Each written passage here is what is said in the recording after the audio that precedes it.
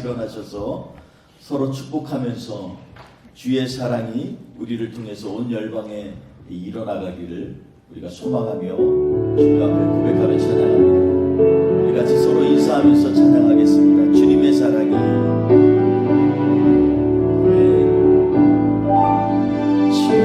주님의 사랑이 당신을 통해 온 세상 가운데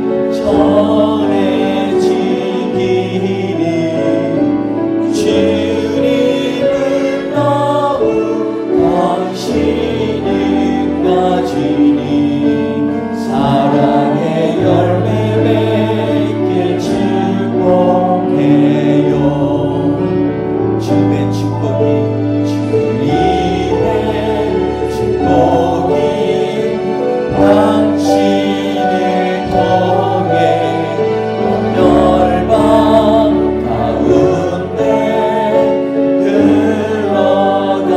흘러가기를 주님은 너무 당신을 가지니 사랑의 열매 맺길 축복해요. 우리 한 번 더 찬양합니다. 주님의 축복이 주님의 축복이 당신을 통해 온 열방 가운데 흘러가기를 주님은 너무 당신을 가지니 사랑의 열매 맺길 축복해요. 아멘. 우리 다 같이 자리에 앉으셔서 우리 함께 찬양하며 예배드리겠습니다. 우리의 힘이 되시고 생명이 되신 우리 하나님께서는 만물의 주관자 되십니다. 우리 이 하나님을 찬양하며 선포하며 주님 앞에 고백하며 나아갑니다. 할렐루야. 예수와 하나님의 영상, 예수 하나님의 영상, 모든 만물의 창조주 하늘과 온 땅의 아름다운 주 안에서 회복되어 우리를 초대하네. 예수 하나님의 영상, 모든 만물의 창조주 하늘과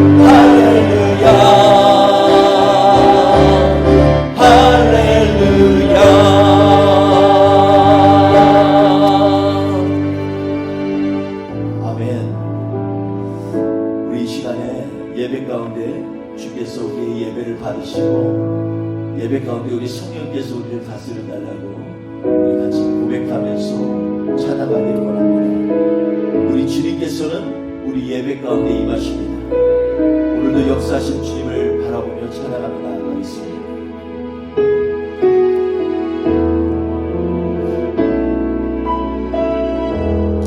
따스한 성령이 마음으로 보내 내 몸을 감싸며 주어지는 편안함 만족함을 느끼네. 사랑과 진리에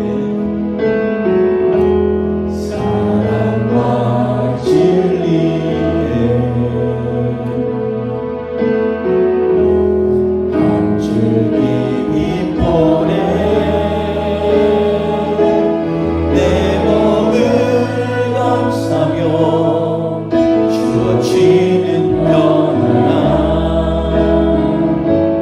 그 사랑을 느끼네. 부르신 곳에서 나는 예배하네. 어떤 사방에도 나는 예배하네.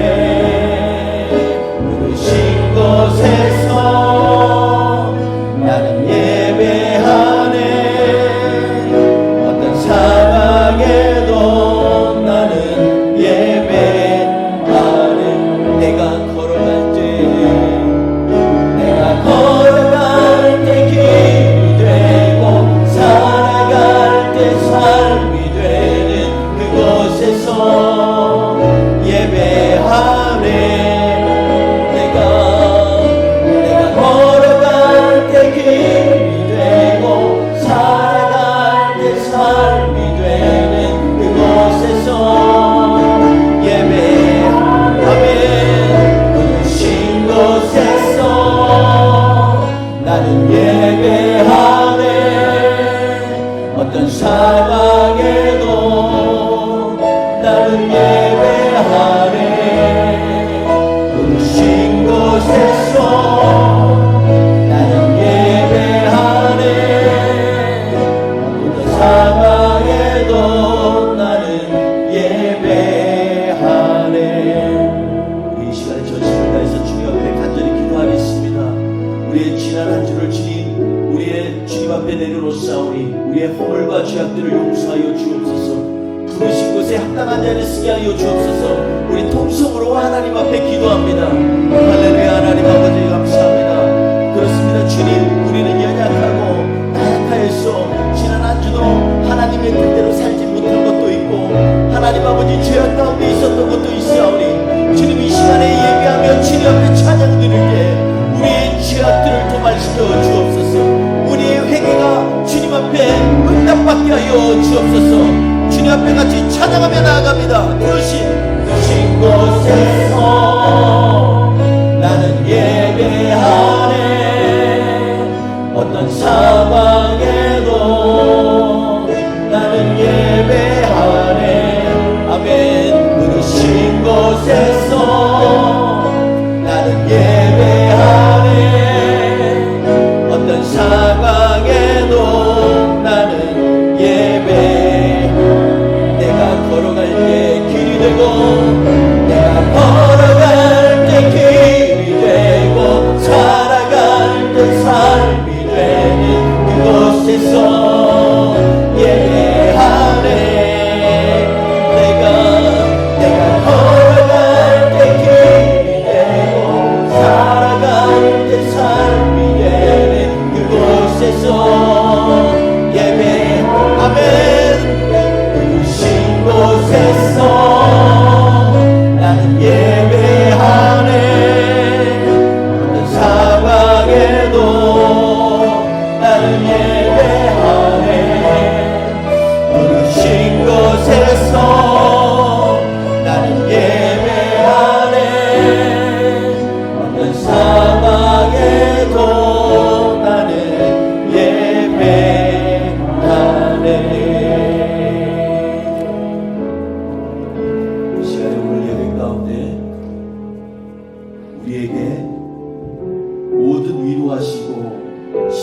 사흘로 우리를 품어주시는 주님을 찬양하기 원합니다. 우리 안에 딴 의심이 없습니다. 주님이 우리의 힘이 되시고 우리의 강한 산성이 되십니다. 우리 그 주님을 고백하며 나아가겠습니다.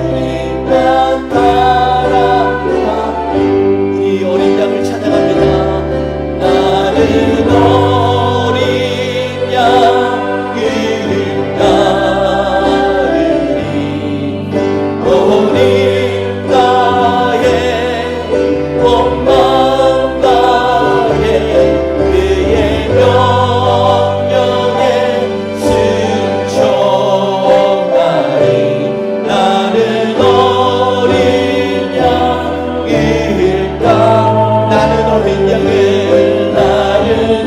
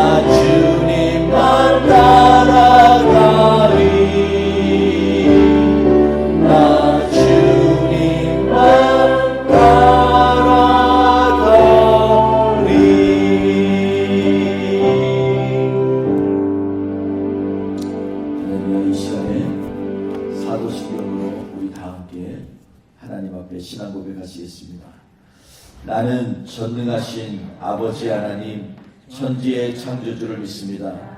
나는 그의 유일하신 아들 우리 주 예수 그리스도를 믿습니다. 그는 성령으로 잉태되어 동정녀 마리아에게서 나시고 본디오 빌라도에게 고난을 받아 십자가에 못 박혀 죽으시고 장사된 지 사흘 만에 죽은 자 가운데서 다시 살아나셨으며 하늘에 오르시어 전능하신 아버지 하나님 우편에 앉아 계시다가 거기로부터 살아있는 자와 죽은 자를 심판하러 오십니다. 나는 성령을 믿으며 거룩한 공교회와 성도의 교제와 죄를 용서받는 것과 몸의 부활과 영생을 믿습니다. 아멘. 우리 찬송가 183장 우리 함께 찬양하시겠습니다.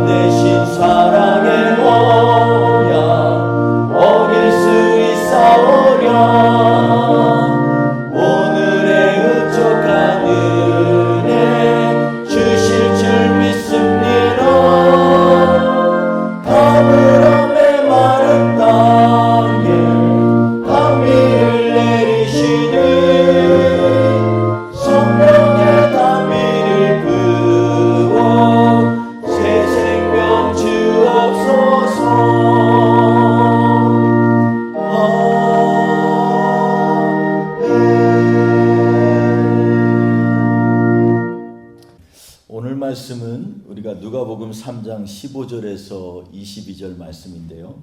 우리 누가복음 3장 15절에서 22절 함께 봉독하겠습니다.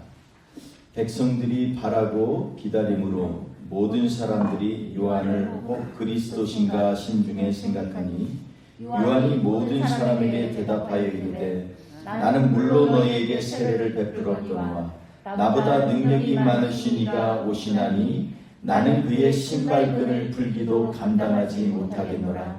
그는 성령과 불로 너희에게 세례를 베푸실 것이요 손에 키를 들고 자기의 가장마당을 정하게 하사 알곡은 모아 곳간에 들이고 쭉정이는 꺼지지 않는 불에 태우시리라.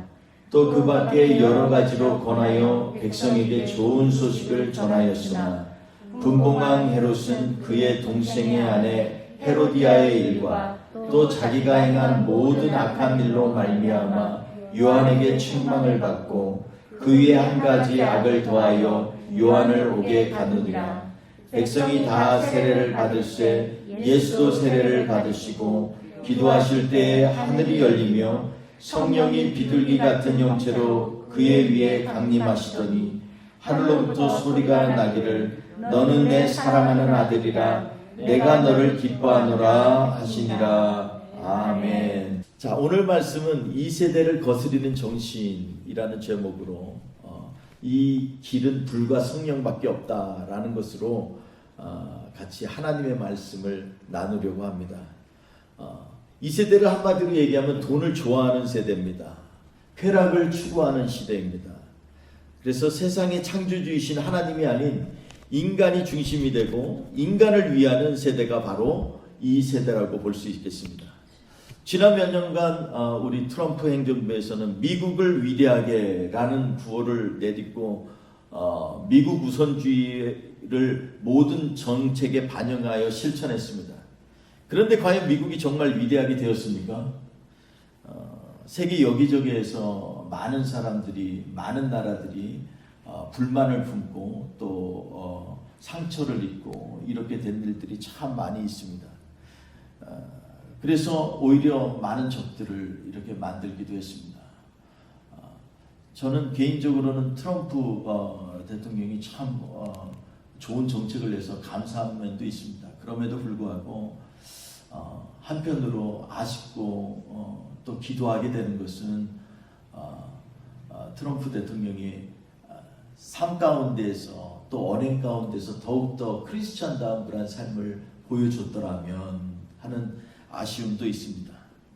반면에 그렇다고 다가올 바이든 행정부는 뭐 다를까요? 절대로 아닙니다. 하나님께서 만드신 우주적인 법칙을 거스리는 일들은 이미 인류의 역사를 통틀어 오랫동안 자행되어 왔습니다. 정말 차기 행정부의 낙태 찬성, 성소수자의 권리들을 합법화하는 등의 정책들이 심히 염려가 됩니다. 저는 정치를 말하려고 하는 것이 아닙니다. 세상이 더욱 돈과 쾌락을 쫓으며 불나방처럼 불을 향해 달려드는 것 같은 이 세상의 풍조를 말하려고 하는 것입니다. 이러한 풍조의 결과는 더욱 비인간화를 부추기고 절망과 파멸을 가져올 뿐입니다. 이러한 세대를 거스리어 바르게 살아간다는 것은 정말 쉽지 않은 일인 것 같습니다. 그렇다면 과연 우리는 어떠한 마음과 정신을 가지고 살아야만 이 완악하고 패역한 세대를 이기고 하나님께서 기뻐하시는 삶을 살아갈 수 있을까요? 세례 요한은 자신을 물로 세례를 베푸는 자로 묘사하고 있습니다. 원래 세례 예식은 이방인과 이스라엘의 백성의 경계를 정하는 것이었습니다. 하나님의 백성은 정결해야 하고 하나님의 백성으로서의 합당한 삶을 살아야 하며 세상과 구별되어야만 했습니다. 그런데 세례 요한은 하나님의 백성과 백성이 아닌 구별의 기준을 완전히 바꾸어 버립니다. 정말로 놀라운 일입니다. 너희가 아브라함의 자손이라고 생각하지 말라는 것입니다. 이제는 조상의 은덕 때문에, 혈통 때문에, 율법적인 삶을 살기 때문에 자랑하지 말라고 하는 것입니다. 요즘으로 말하면 우리 부모가 목사니까, 장로니까, 권사니까, 집사니까 이러한 혈통 가지고서 자기 신앙 얘기하지 말라는 것입니다.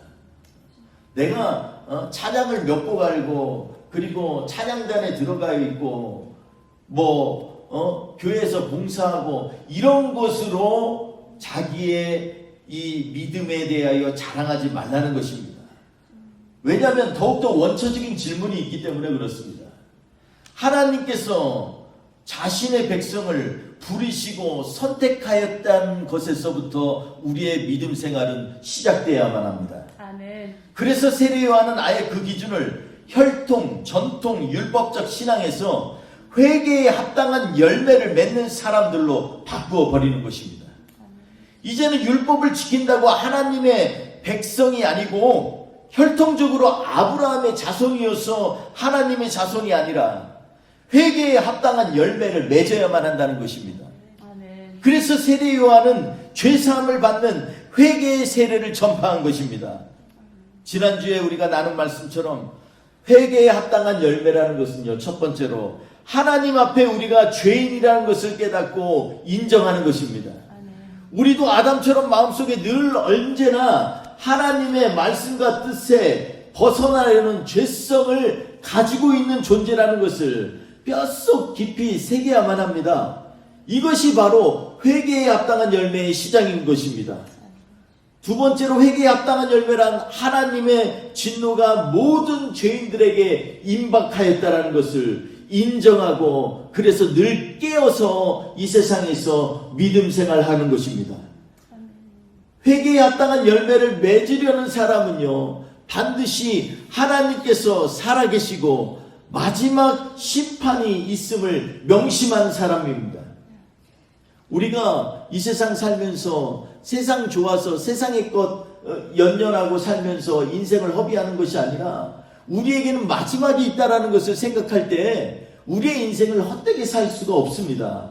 그래서 하나님의 뜻을 세상을 향해서 나아가야 되고 하나님의 뜻을 내 한 걸음 한 걸음 발걸음마다 내 한 손 한 손마다 일하는 그러한 수고를 통하여 일하고 그리고 나가야 한다는 것입니다.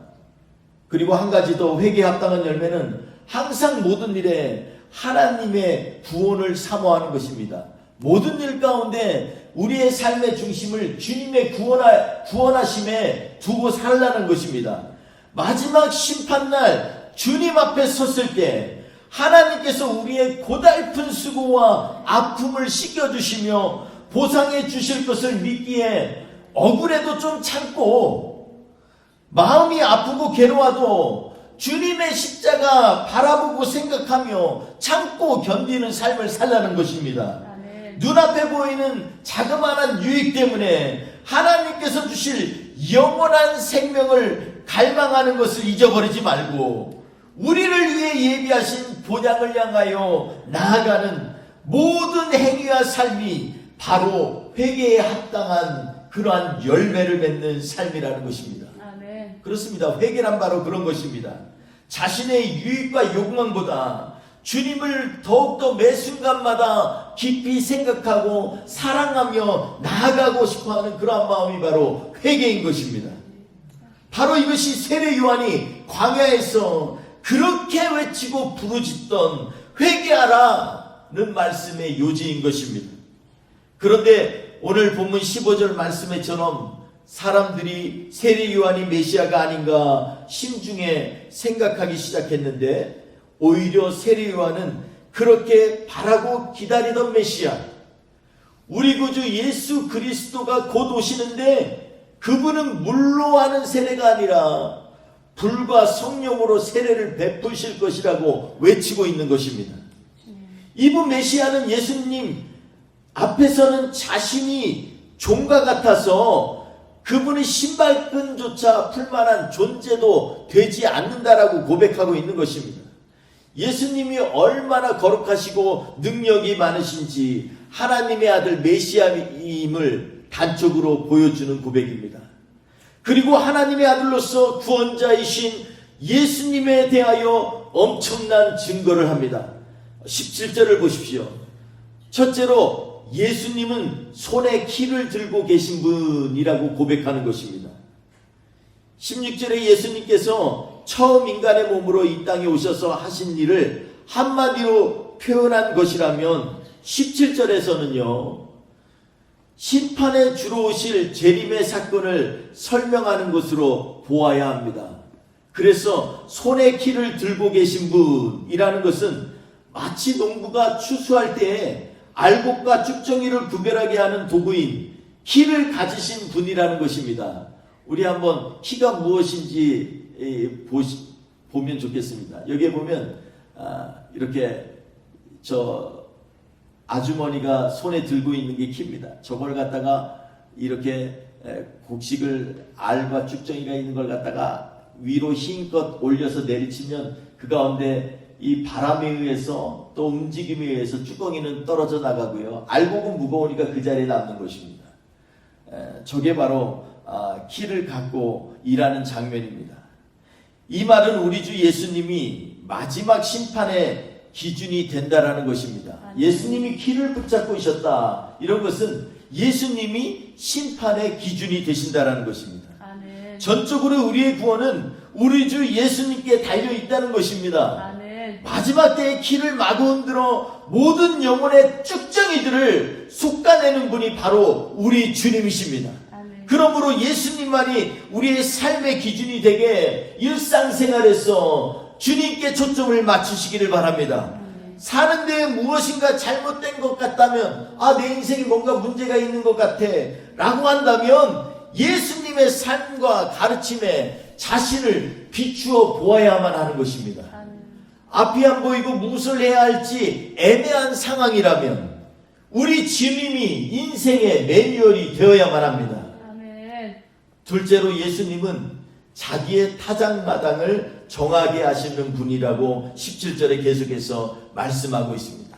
다시 말해서 알곡을 걷어들일 만반의 준비를 하시는 분이 바로 우리 예수님이라는 것입니다. 농부가 타작마당을 깨끗하게 하는 이유가 무엇이겠습니까? 그것은 티끌 같은 불순물이나 작은 돌조각뿐만 아니라 알곡과 쭉정이를 구별하기 위함입니다. 마당이 깨끗해야 구별된 알곡들을 모을 수가 있고 곳간에 가져갈 수 있습니다. 예수님께서는 알곡과 쭉정이를 구별하시기 위하여 구원의 길을 우리에게 선명하게 보여주셨습니다. 누구든지 우리 주 예수께서 우리의 죄값을 치르시기 위하여 그 참혹한 십자가에 달려 돌아가신 것을 믿기만 하면 구원을 받는다라고 약속하셨습니다. 우리의 의로움이나 선한 행실로 의롭다 여김을 받는 것이 아니라 예수님을 구세주로 받아 믿기만 하면 의롭게 여기겠다고 약속하셨습니다. 이렇게 타작마당을 정하게 만들어 놓으심으로 예수님께서는 알곡들을 예비하신다라는 것입니다. 그러므로 구원받는 자녀로 영원히 아버지 집에 거하도록 우리 주님은 우리를 예비하시고 준비시키십니다. 이를 위하여 우리는 주 예수님으로 말미암아 불과 성령으로 세례를 받아야만 합니다. 여러분, 물세례만 가지고서는 만족해서는 안 됩니다. 물세례가 우리를 죄에서 깨끗게 하는 죄사함의 예식이라면 불세례는 우리의 모든 죄를 흔적조차 없애는 강력한 성령의 세례입니다. 불은 또한 우리를 정결케 하는 능력이 있습니다. 많은 성도들이 무턱대고 성령 세례 받아서 능력 받자고 부르짖는데, 그러나 한 가지 아주 조심해야 할 것은 불과 성령의 세례의 본질은요, 단순히 능력을 주기 위해서만이 아니라 죄의 문제를 해결하는 것에 있음을 명심하여야만 합니다. 성령 세례를 받는 사람의 특징은요, 자신의 죄된 모습이 보이고 말씀으로 자신을 비춰보고 날마다 회개하게 되는 역사가 일어납니다. 거룩함을 사모하는 성품으로 변화가 일어납니다. 그 후에 자연스럽게 성령의 은사도 능력도 나타나고 병고침도 수반되는 것입니다. 그런데 우리는 반대로 생각하는 경우가 있어요. 하나님의 성령이 임하면 능력받아서 치유도 하고 방언도 하고 그리고 병고치고 놀라운 이적도 나타나고 그것이 먼저라고 생각하는데, 원래 본질적인 성령의 사역의 중심은 바로 우리의 죄에 대하여 깨닫게 하는 것이라는 것입니다. 그러므로 이처럼 거룩한 하나님의 자녀가 되면은요, 그 자녀의 권세도 주어지기 때문에 여러분, 성령 세례를 사모해야만 합니다. 성령이 우리 안에 임하시면요, 과거의 그 사람들의 특징을 보면 과거의 자기의 허물과 죄악들을요, 예수님을 위하여서 자랑하게 됩니다. 숨기고 더 이상 움츠러들고 하는 것이 아니라 자기의 나약함을 오히려 예수 그리스도를 증거하는 데에 사용하는 사람이 된다는 것입니다. 그래서 성령 세례 받은 사람들은요, 다 뭐 방언하고 이게 아니라 오히려 그 안에 뜨거운 하나님의 사랑이 막 용서 숨쳐서 자기의 나를 보세요, 나처럼 이렇게 죄 많은 인간도 하나님이 구원하셔서 이렇게 감사하며 살고 있잖아요. 회개하며 살고 있잖아요. 내 삶 변한 거 보세요. 내가 예전에는요 이기적이고 나만 알았는데 이제는 아니잖아요. 이렇게 고백할 수 있는 사람이 바로 성령 세례를 받은 사람입니다. 아멘. 만약에 우리 안에 아직도 예전의 습성이나 과거 때문에 돌아가는 그러한 경향이 있다면 다시 한번 하나님 앞에 부르짖으면서 불과 성령으로 하나님 저를 인쳐주세요. 아멘. 기도하며 나아가시기를 주의 이름으로 축원드리겠습니다. 아멘. 그래서 우리는 먼저 성령 충만으로 새롭게 변화를 받아서 하나님의 선하시고 기뻐하시는 온전한 뜻을 분별하며 그 뜻을 향하여 순종하고 나아가야만 합니다. 아멘. 그러므로 우리 위에 불같은 성령이 임하시면 우리의 온갖 죄악을 태워버리십니다. 아멘. 성령이 임하시면 거짓되고 교만했던 옛 자화와 옛 성품을 새롭게 변화시키십니다. 아멘. 사도행전 2장 3절을 보면은요, 오순절 다락방의 역사에 대하여 묘사하고 있는데 우리 한번 읽어보겠습니다. 마치 부의 혈처럼 갈라지는 것들이 그들에게 보여 각 사람 위에 하나씩 임하여 있더니, 먼저 또 사도행전 1장 4절에 보면은요, 같이 읽겠습니다. 사도와 함께 모이사 그들에게 분부하여 이르시되 예루살렘을 떠나지 말고 내게서 들은 바 아버지께서 약속하신 것을 기다리라. 예, 아버지께서 약속하신 성령을 기다리라는 것입니다. 우리에게 있어서 교회 생활을 할 때 교회의 모든 일들을 하기 이전에 먼저 중요한 것은 뭐냐면 아버지께서 약속하신 것을 받아야만 한다는 것입니다. 예수님께서 그의 제자들에게 예루살렘을 떠나지 말고 내게 들은 바 아버지께서 약속하신 것을 기다리라고 명령하고 계셨습니다. 그리고 오순절날에 하늘로부터 성령이 임하여 예수님의 제자들이 성령 충만함을 받고 각 사람 위에 불의 혈처럼 갈라지는 것들이 임하였다고 성경은 기록하고 있습니다.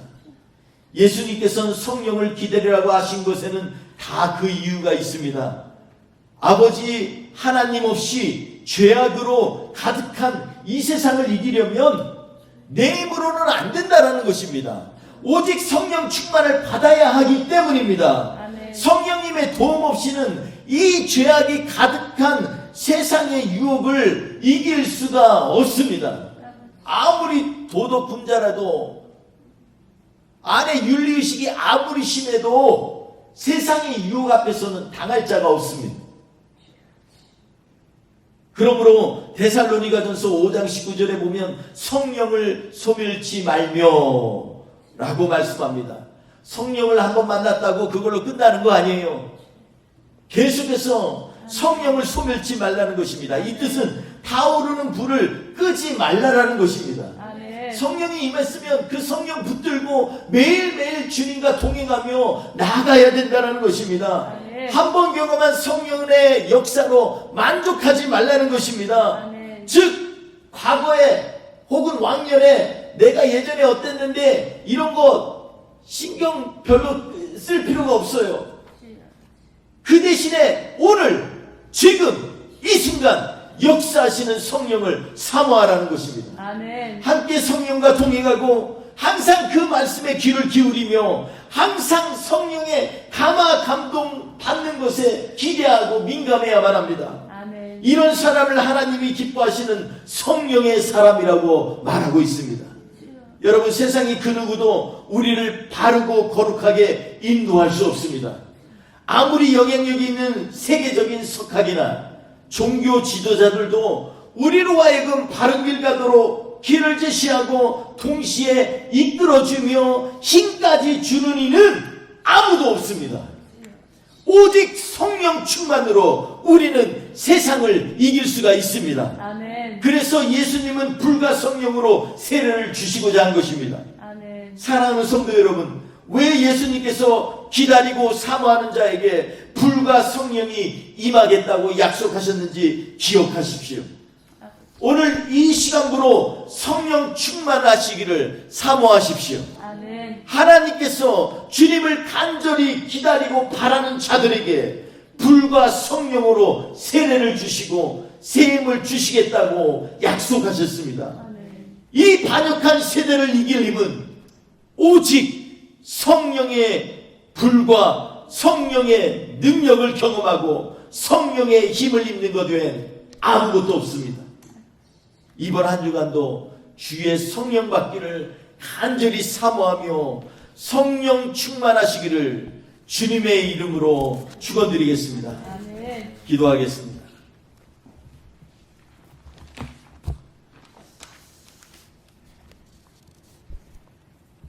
하나님 아버지, 우리는 정말로 연약합니다. 주님, 우리는 아직도 죄에 묶여져 있는 사람들입니다. 그래서 이 시간에 다시 한번 주님을 의지하며 나아가기를 원합니다. 주님, 이 시간 우리와 함께하여 주시옵소서. 이 시간에 주님 앞에 간절히 사모할 때 주님 우리에게 약속하신 성령을 우리에게 부어 주시옵소서. 주님이 새 일을 행하여 주실 줄 믿습니다. 오늘 주님 앞에 간구하며 나가는 우리 성도님들의 기도를 기억하여 주옵소서. 정말로 연약하고 부족하지만 주님 주의 성령이 임하셔서 우리로 하여금 하나님의 사람 되게 하여 주시옵소서. 예수님의 이름으로 기도합니다.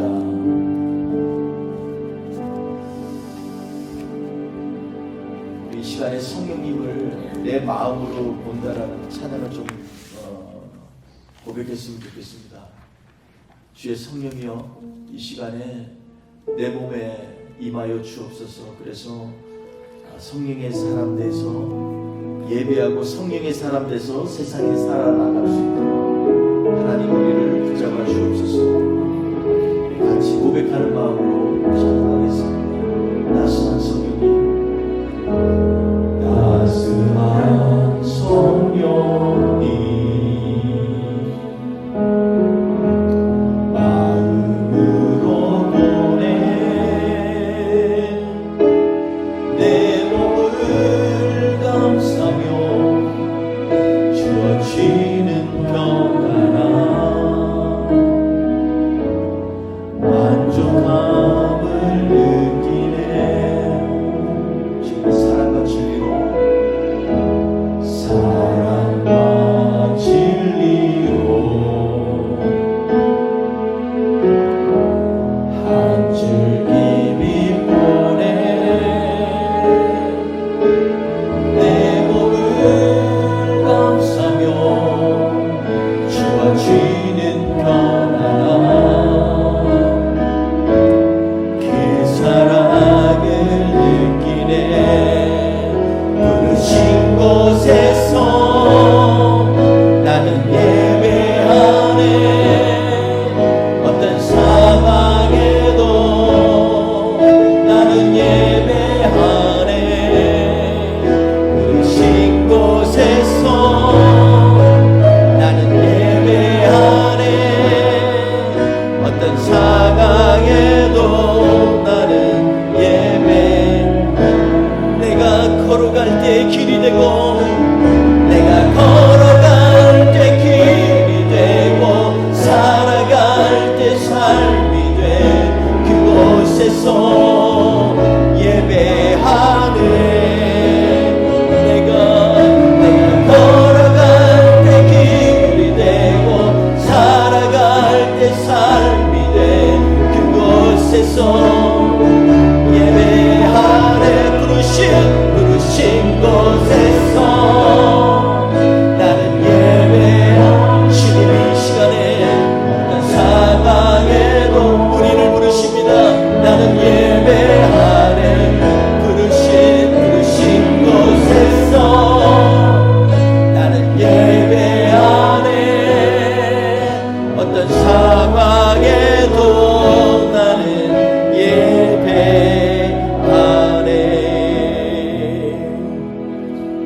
할렐루야. 좋으신 하나님 아버지 감사합니다. 지난 한 주 동안도 지켜주신 주님, 이 시간에 돌아오는 한 주를 주님 앞에 의뢰하며 나아갑니다. 오늘 본문의 말씀처럼 우리가 물로 세례받아서 깨끗하게 되는 것으로 만족지 아니하고 불과 성령으로 세례를 받아서 우리의 모든 죄악들은 완전히 태워지고 우리의 성품들은 더욱더 성숙해지며 하나님을 닮아가는 그러한 놀라운 은혜의 삶이 될 수 있도록 인도하여 주시옵소서. 하나님을 간절히 바라며 갈망하는 주의 백성들에게 주께서 주실 은혜의 성령, 그 성령을 붙잡고 이 한 주 승리하게 하여 주시옵소서. 성령님이 우리에게 힘을 주시고 우리를 다스려 주시며 세상 가운데 안전하게 지켜 주시옵소서. 어려움 가운데서 하나님의 자녀로 승에 부족함이 없도록 성령의 능력으로 채워 주시옵소서. 오늘도 하나님 앞에 기도를 들고 간구를 가지고 그리고 우리의 정성을 드리고 마음을 드렸습니다. 주님, 우리의 마음과 정성을 받아주시고 주님만이 영광받아 주시옵소서. 이 한 주도 승리케 하실 주님을 찬양합니다. 주님, 이 세대를 거스려 승리하고 하나님 앞에 돌리는 영광된 자녀로 한 주간도 승리하게 하옵소서. 예수님의 이름으로 기도했습니다.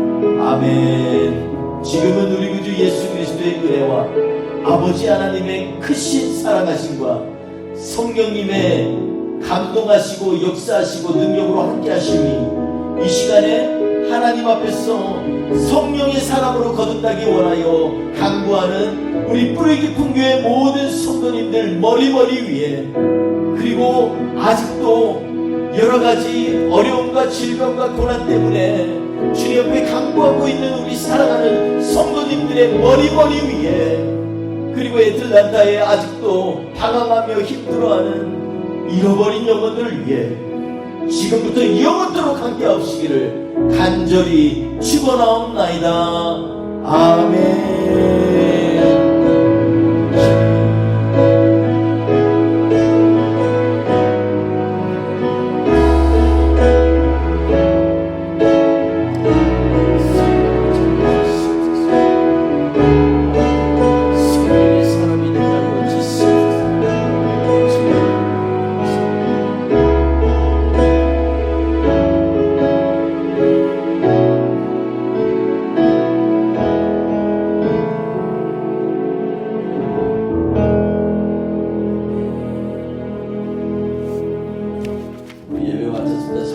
우리 축복하며 인사합시다. 성령 충만합시다.